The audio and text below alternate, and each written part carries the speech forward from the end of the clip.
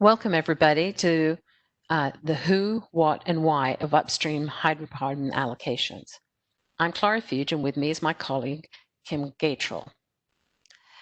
I've been working with production software in some fashion for 25 years. I've been involved in everything hands-on from help desk to quality assurance, design, implementations of the software for multiple E&P companies to running the development team. I'm also, as everyone who knows me, a self-professed allocations geek. I love everything to do with allocations as I believe they're integral to the success of any E&P company. Kim? Thanks, Clara. Hello, everyone. This is Kim. I'm a product manager, a colleague to Clara that has been involved with the P2 Merrick suite of products for over 15 years, with a number of those years being an experienced end user. My Merrick career began in the back office, then moved to the field as a field operator, and from there I joined the IT side of the business and administered the applications, supporting an end user base of around 400 users. Then in 2009, I began working as a consultant for Merrick, and then a couple of years later moved over to the product management team. I share Clara's passion for allocations and echo her when she says they are an integral piece to the success of any E&P company. All right, so let's get started. Let's talk a little bit about who performs allocations and when they're performed. Globally, hydrocarbon allocations are performed by production accountants, analysts, and production engineers. In the US, this job traditionally falls on the shoulders of a production accountant. The life of a production accountant involves a lot of juggling across multiple time periods in tandem. For example, let's assume it's the month of January. Throughout the month, the production accountant is monitoring data coming in from the field, validating daily allocations, setting up new allocation schemas as new wells come online or are acquired, and perhaps running prior period adjustments. In the first few days of the month, they'll finalize the daily allocations for the prior month, which is December, so they can be used in an accrual process. Mid-month involves filing regulatory for the month of November, followed by finalizing oil allocations and then gas allocations for December based on statements from purchasers, transporters, and integrators. If all the wells they take care of flow into a gas plant, then they may also process allocations based on statements from November. So as you can see, there's a lot going on in 1 month across multiple time periods. So what are allocations? A hydrocarbon allocation, at the end of the day, is just a mathematical equation. It can be simple or it can be complex, depending on the variables that are required. An allocation determines how much a well or wells or completions contributed and what its share was.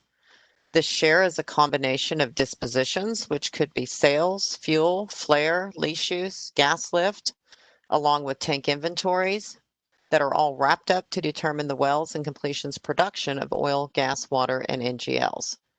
Allocations are shared across custody transfer and usage points, and they are based on available measurement data, as well as commercial and regulatory requirements. So let's talk about a very simple oil and gas allocation. In this example, there's 2 completions, each with its own wellhead gas meters flowing into a common sales point.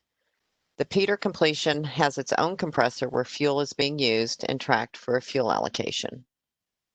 And in this example, we're going to make it simple where all of the numbers add up. It's not common in the allocation world, but it will be easy as we step through the math. So on the left, we've got the Big Lake Mary, has its own wellhead meter, read 600. On the right, the Peter has its own compressor. It burned 50 MCF. The remainder of the gas was measured at its wellhead meter, reading 400. Gas sales for this network was measured at 1,000. So now let's do some math. So to determine the allocated sales for the Mary, we took the 600 that the Mary had available for sales, divided by the total gas available for sales, which is 1,000 in this example, and multiplied by the CDP sold amount, which was 1,000, which results in 600. Because there's no other dispositions, the production and sales for the Mary are the same. For the Peter, the sales calculation is the same, which resulted in 400 sold gas. But the Peter also had 50 that was allocated as compressor fuel. So total production for the Peter would be sales plus fuel, which would be 450 in this example. So if it were only this simple and the math always added up. So in this example, we'll use the same Big Lake Mary or Big Lake system. The only change is the sales volume is 995. So when we do the same equation, the sales for the Mary changed. It's now 597, and allocated sales for the Peter is now 398. So using the same system, let's move the compressor. So here we have sales is the same, wellhead meter readings are the same. The difference is the compressor is now downstream of the wellhead meter, and it's still read 50. And in this example, the 50 MCF was consumed after we read the 400 at the wellhead meter, which meant only 350 is available for sales on the feed on the Peter side. So this change in the allocation impacts the end result. Allocated sales for the Mary is now 628, and allocated sales for the Peter is now 366. So when we set up an allocation, it is critical to understand where the measurement is taking place in the gathering system, as it can always have a significant impact to the result of any allocation. By showing these simple examples, you can see that the allocation is nothing more than a calculator based on the relationships between the measurement points combined with the allocation methodologies. So I'll turn it back over to you, Clara, and let's talk about an oil allocation. Thanks, Kim. So on the oil side of the Big Lake allocation network, you'll see that there are 2 oil tanks and an associated theoretical summation tank, which represents the tank battery or facility.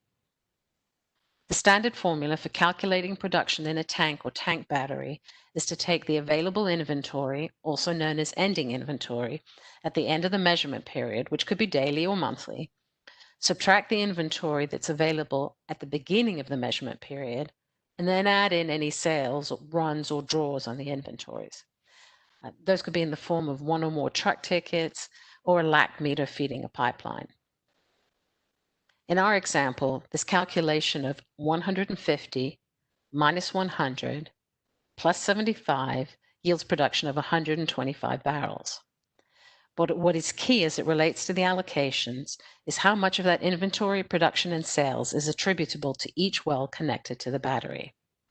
In this example, the Big Lake Mary had 50 barrels and the Big Lake Peter had 100 barrels. So now the allocations must determine how to split the production and sales that were calculated at the battery level between the Mary and the Peter. The methods and factors that are used to do these calculations will vary between the production calculation and the sales calculation. Here we're using really simple factors to demonstrate how the calculations work. For the production side, we're using well tests. The most recent tests in effect, which will vary over time and need to be data effective, are 30 and 80 for the Mary and Peter respectively. So we take 125 barrels of production that we calculated at the battery level and allocate that between the 2 wells based on their percent of the total well test times of production. This yields 34 barrels of production for Mary and 91 for Peter. The most standard sales method is known as FIFO, first in, first out. Although a strong allocation system should offer many more, for this example, we will use each well's available inventory as the factors to calculate the percents for splitting the sales. In reality, the examples are often much more complicated than this, particularly when the beginning inventory is less than what was sold. It's also important to note that the allocation system should be smart enough to know when a well's been shut in and then stop allocating production to it, but still allocate sales if it has inventory sitting in the battery. So let's talk a little bit about why allocations are so important. Starting at the top, executives and asset managers may be focused on the most profitable wells, newly drilled, or those recently acquired. What is owed to partners and royalty owners is predicated on how much the wells they have interest in produced or sold. Allocations are necessary to report all dispositions, sales, flare, lease use to regulatory agencies by well or rolled up to a unit or lease level. Results of lease use calculations may be used to determine what to charge interest owners. The results of allocations will also drive cash calculations for the current and future months. Marketing will rely on allocated numbers to check against contract limits and imbalances. Land monitors the results of allocations to determine whether production has fallen below a set limit over a period of time to maintain a lease. HS&E will look to allocated flare numbers to meet regulations. Field operations will monitor well production to see if they need to work with production engineers on optimizing a well. Production engineers, in turn, rely on accurate production numbers to feed accurate forecasts. And finally, reservoir engineering's estimates for what is left in a reservoir will, of course, be partly based on the allocated production of the wells in that reservoir. Kim? All right, so let's talk a bit about flexibility. Allocations require flexibility to handle the many different scenarios that exist today and the ability to incorporate change.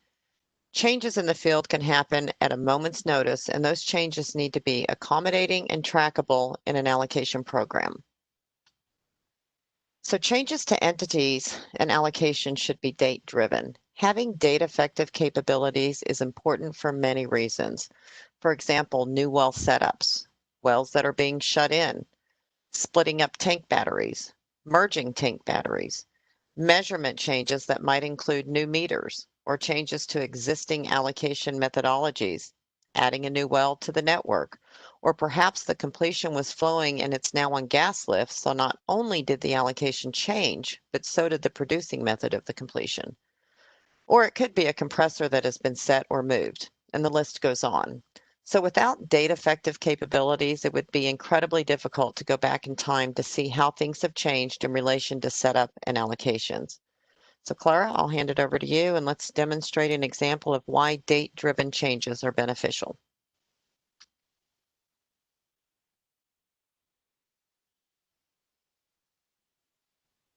By maintaining the date-effective relationships, the system enables easier auditing and prior period adjustments. Here we see an example of an allocation network with the available measurement in place as of January. By selecting the date of September, you see that a new gas meter was added. This modifies the structure of the allocation network, and the associated methodologies would be modified also. So let's go on and talk a little bit about some other configuration options. For example, raw gas and NGLs.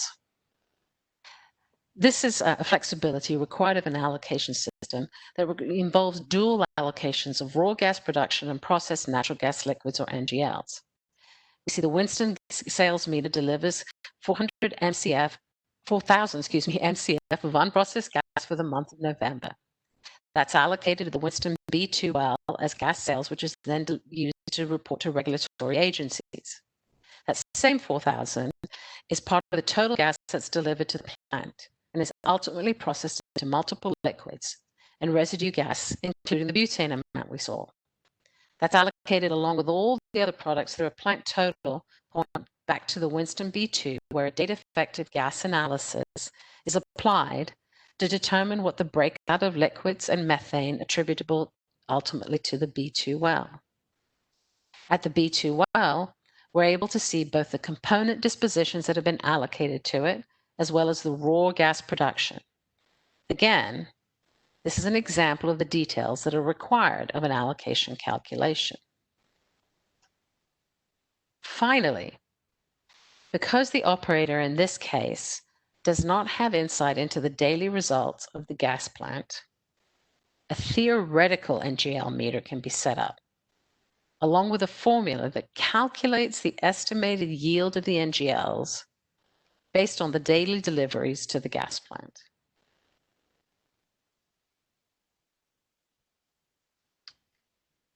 All right, let's move on and now talk a little bit about a produced and disposed water example.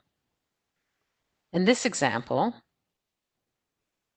we're going to demonstrate how the same volumetric measurement can be used to allocate in more than one direction. We see a water meter connected to a well that's used as the basis to allocate water production to a well. That same volume is summed up to a theoretical master injection meter, which takes the volumes from all the contributing wells, allocates further upstream to a meter that is used to inject into a saltwater disposal well. Kim, do you want to take over? Yes, ma'am. All right, so gas lift. Gas lift is something very common in the field today in many areas of operation. So here is a simple gas lift allocation where one completion in a network is on gas lift. There is one gas lift meter, and it is connected upstream of the completion that it's injecting into. The gas is going downhole, as you can see by the arrow. It is important to note that this meter has a specific disposition code of gas lift, which is necessary for allocating and reporting. The meter here flowed 24 hours with a converted volume of 369. The allocation methodology is specific to an upstream meter, which is important in any allocation engine. We can see that it allocated here to the Sarsaparilla 2 completion. So if we move over to the completion, here we can see hours injected of 24, as well as hours flowed of 24. And we see that the gas injected of 369 did allocate from its injection meter. And there are many flavors of gas lift setups, and having the ability to mirror the flow of the product in the allocation setup is vital in ensuring the correct volumes are tracked and allocated. An optimal gas lift allocation might include tracking the gas lift inventories from day to day and month to month to know when the completion is in a recovery state and when it is back in a state where it is producing reservoir gas, as this can change daily when a well is on continuous lift. Another configuration option might include the tracking of gas gain and gas loss. In this example, the gain or loss of gas from the tailgate of the plant is computed and then allocated back to the completions. When we talk about the flexibility of the allocation engine, having the ability to allocate any disposition can be key when doing any analysis of the numbers. Tracking gain or loss can help identify when there are line leaks, meters that need to be calibrated or replaced, or it could be an identifier that the purchaser's meter is off and needs investigation. On this meter, a disposition of loss or gain was created. Like Clara's NGL example, the flexibility of formulas comes into play. This allocation has a formula that computes the gain-loss gas based on other measured points. This computed number then gets allocated. When we look at the completion's allocated dispositions, here you can see where the gained gas volume allocated. If it were a loss, it would be a negative number. Whether positive or negative, this volume would be rolled up into the total reservoir production. Gain loss can happen at any level in an allocation, and having the ability to track can be very beneficial. Another type of configuration might be a super battery, where oil from multiple batteries is commingled at a central facility. In this example, we have a central super battery that contains oil from many smaller local batteries. This oil is commingled once it is piped or trucked to the central facility. Each local battery has its own group of wells behind it. These local batteries have a transfer lact where oil is primarily piped to the central battery, but it could also be trucked to the central battery should the pipeline be down. The oil is then sold from the central facility via a lact.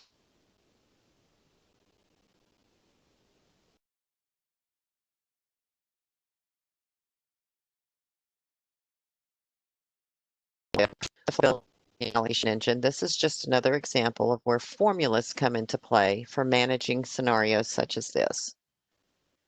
Here, a formula is placed on the central tank battery that looks at connections and identifiers to find the volume of oil that was transferred to accommodate for the allocation at the central facility.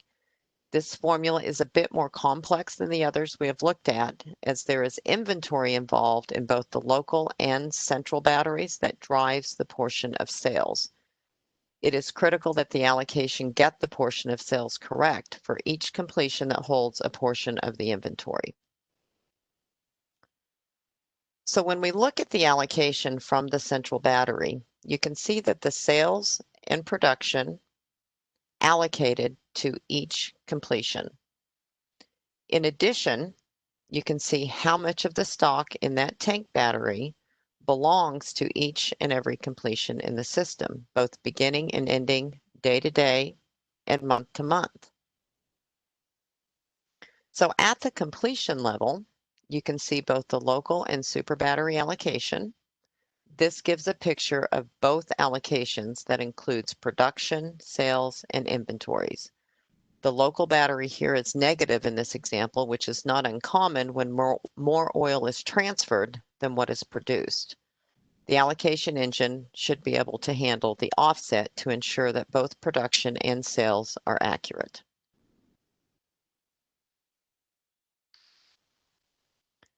Another flavor of a central battery allocation could be set up like this Burdine battery. In this allocation network, there are two batteries. However, one battery receives oil from the other battery via a transfer lat. The O4 battery on the left has its own set of wells that flows directly into the tanks, and the battery on the right has its own set of wells that flows directly into its own set of tanks. The only difference is the O7 wells can also pipe oil directly to the O4 battery, where oil is then commingled with the O4 wells. One way of tackling this allocation setup is via a difference meter that contains a formula. This theoretical meter contains a simple formula that takes the tank battery production minus the transfer lacked volume to compute the difference that would belong to its own set of wells. Here you can see that the difference meter computed 704 barrels. This number is a result of the O4 tank battery production minus what was piped in from the O7 lat, keeping that volume whole, with the difference calculated in the theoretical difference meter. From the O4 tank battery, you can see the allocation to the meters. 704 got allocated to the difference meter, and 587 got allocated to the O7 pipe meter. From these meters, you can see the allocation breakdown to each of their respective completions. The difference meter allocated to the wells on the left, and the transfer lacked meter allocated to the wells on the right. So now if we follow this allocation back to the completion, you can see that this completion received an allocation from not only its own local battery, but it also received an allocation from the O4 battery. On the left side, we can see, oops, that well shut in. On this completion here, we can see that the allocation from the O4 battery allocated back to its wells, which is what we would expect. So again, this is just another way to slice and dice when you have a flexible allocation program. So one other configurable option is tracking when tank transfers take place. So tank transfers are important, especially today when wells are being shut in due to the market conditions. So why do we track them? Having the ability to track the source, the destination, and the sales that are due to all affected completions is really the key here. There are essentially two ways to manage a transfer. There may be circumstances or business requirements that will not want to show the oil as sold until it is physically sold at the destination. This method will track the inventory of the source completions in the destination tanks until the oil is physically sold. The other option could be to transfer sales now. This would allow the allocation to mark it as sold at the time the oil leaves the location. So, sorry, one other thing I was going to say is, and this is very important when auditing a database, because it's much simpler to audit transfers when you have the data in a database than trying to audit spreadsheets. And so with that, Clara, I'll hand it over to you to talk a little bit about auditing. Great, thanks, Kim. So, auditability in its simplest form relates to having the data available to determine who changed what, when they did that. A good allocation setup should include the ability to not only see the latest changes, but also maintain the before and after values that contribute to the allocation result. This can include measurements and also any modification to the methodologies and relationships that affect the well's production and dispositions. Okay, and so let's talk a little bit about tracking dispositions. So in order to trace down or follow a volume through an allocation, there are a number of things that can make life much easier. One of those being allocation diagrams. Visualizing the network from an allocation perspective can assist in following the volume from its custody transfer points all the way back to its source. Easy access to the allocation review details. Having detailed dispositions that are accessible, readable, and understandable, being able to easily navigate, and having a structured database schema to extract the details for reporting and analysis. So visually understanding the flow of the product and the relationship between the entities is important, whether it be a large allocation, a simple allocation, a full plant allocation, or somewhere in between. The visual can make all the difference in the world to see what is connected to what and knowing that the flow of the product is set up correctly in the allocation. Understanding the allocated data from the various measurement points is important in an allocation. Having an engine that can track the dispositions from level to level, both upstream and downstream, makes the process simpler and more importantly, auditable. So here's a monthly detail that includes producing method, producing status, days on, among some other things. And the bottom portion is a clear picture of the allocation detail of how the production and inventories were computed for the oil, gas, and water that is pulling from those disposition details. So having the ability to drill into the details of an allocation while navigating through the system is necessary when doing any analysis or review of numbers. So let's talk a little bit about performance. The reason that performance is so important when processing allocation scenarios is because, as we noted earlier, there are multiple sets of allocation calculations occurring throughout a day and a month, and there are many other departments and disciplines that rely on having those results available on a timely basis. And when it comes to performance, flexibility does have an impact. Having the ability to run an allocation that has a product dependency or having multiple networks that are dependent on one another that need to run in a particular order are necessary in many allocation scenarios.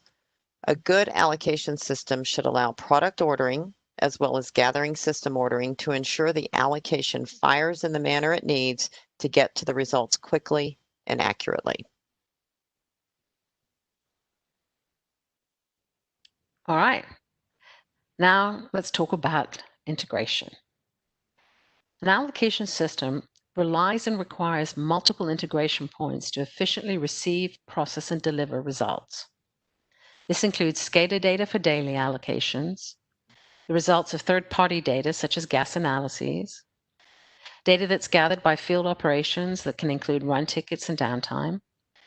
On the monthly side, statements from purchasers, transporters, and integrators feed the monthly allocations.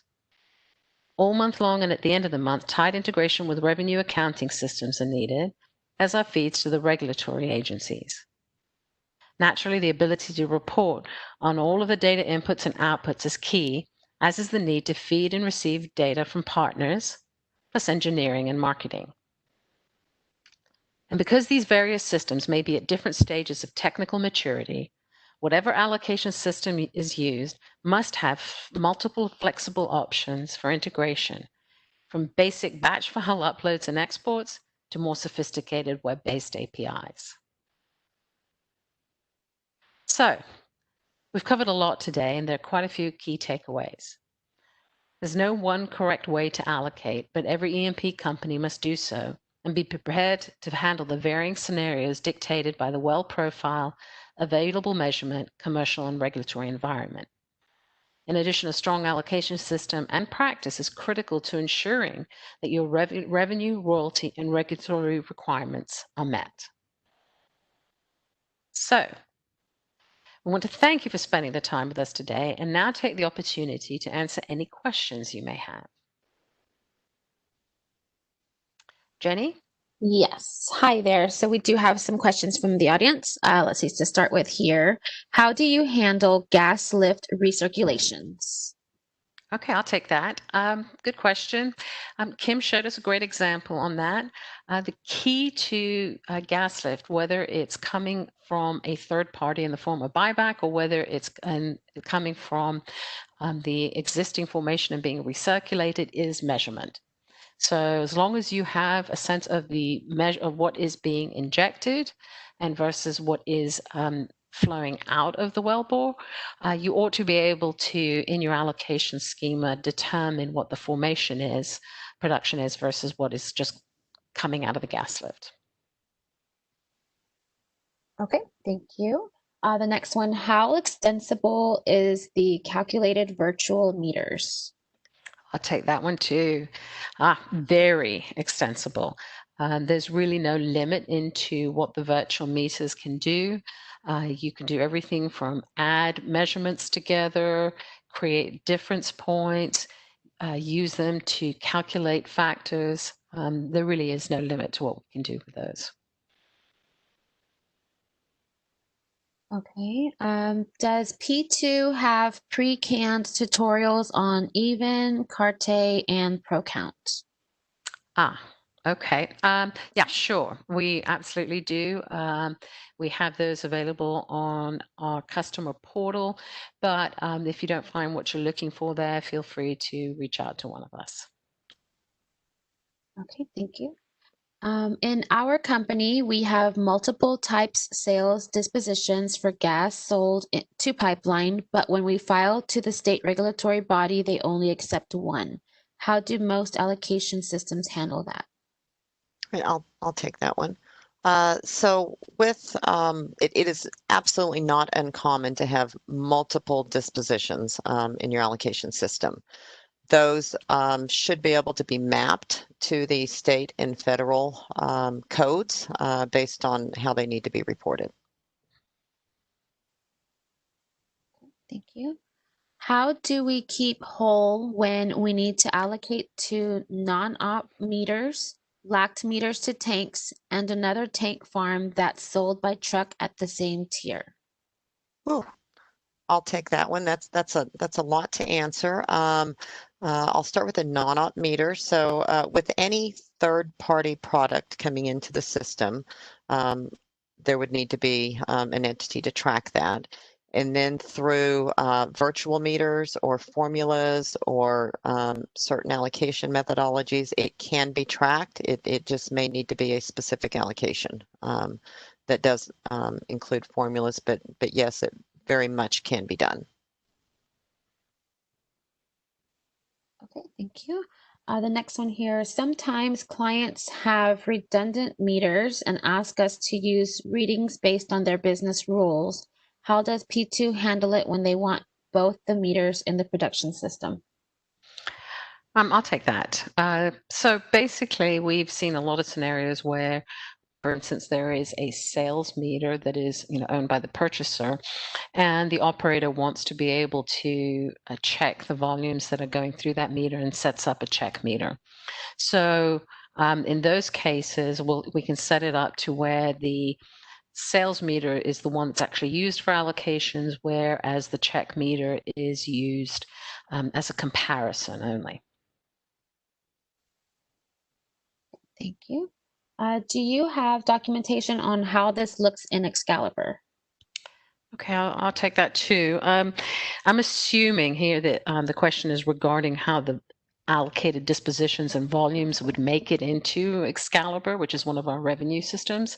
We do have very detailed documentation on how that integration works, and the person who's asking this wants to reach out to us, just please do, and we'll forward it to you. Thank you. Let's see a couple more here. How does pressure-based conversion influence an allocation since many regulatory, state and federal, require reporting at a specific pressure base, but my company wants to see it at a standard across the board pressure base? I'll take that one.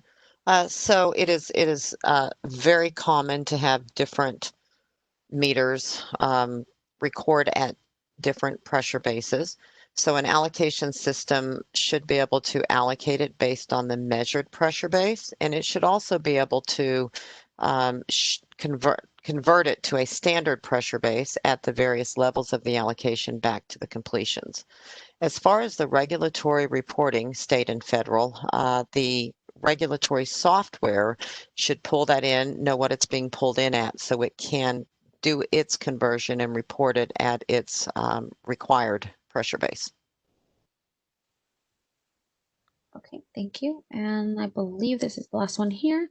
Is there a best practice that you can recommend for making sure you have everything you need in case of an audit?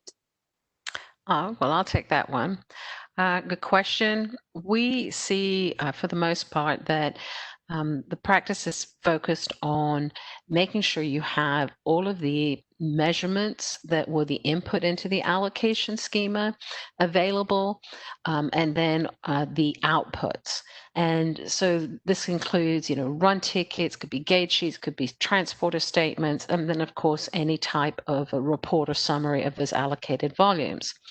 So we've seen people that do this on paper.